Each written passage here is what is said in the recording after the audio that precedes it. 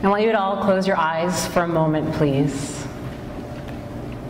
And imagine Greenfield, a relocalized community where fruit trees line the streets, offering public produce to all.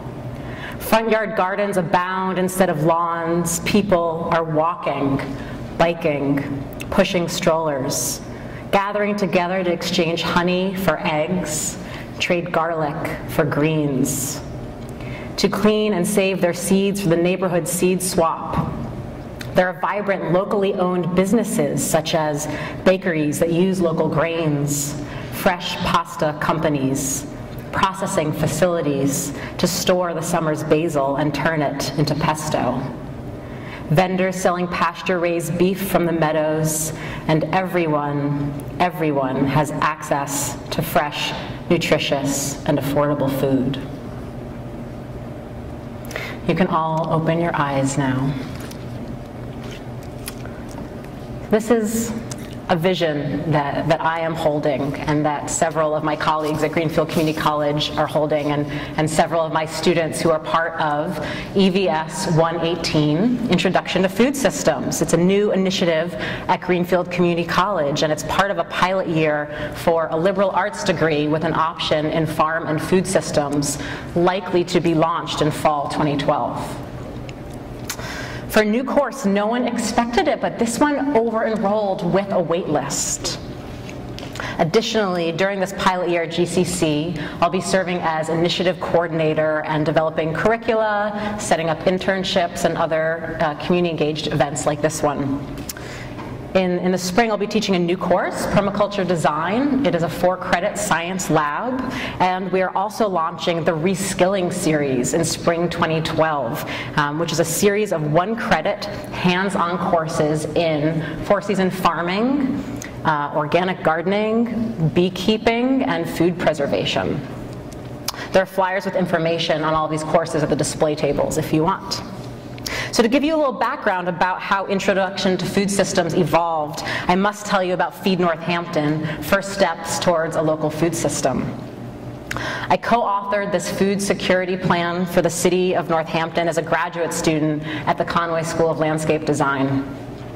I adapted the food systems planning process that was developed in this report and used it as a template to create the curriculum for Introduction to Food Systems at GCC.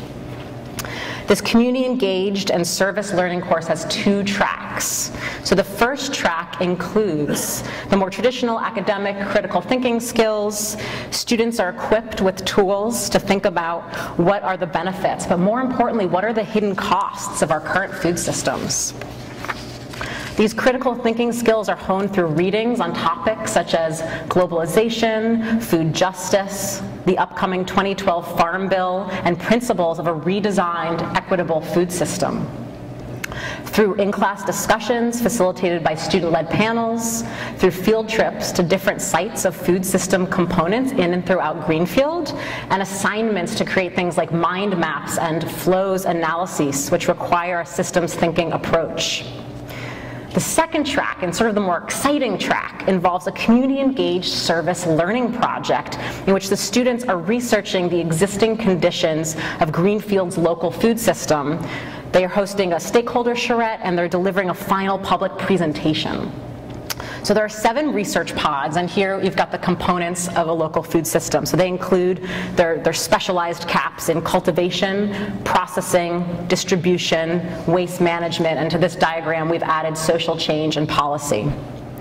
Collectively, these groups will function as a think food tank, connecting the dots and identifying different leverage points for change.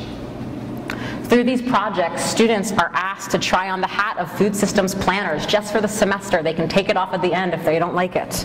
And they're being asked complex questions like, where does our food come from? And what are Greenfield's current assets that contribute to our expanding regional food system? What are the voids in the system that could be filled to strengthen our resilience? And which opportunities and constraints present themselves as we dig deeper into our understanding of these complex systems? So I invite you all to come and find out the answer to some of these pressing questions as the 21 students in Intro to Food Systems deliver their final presentations on Thursday, December 1st. It will be from 3 to 5 p.m. at the downtown GCC Center, and there's paper invitations right there on all of your chairs, and you can take them home. And we welcome you all to come, and I look forward to seeing you then. Thank you so much.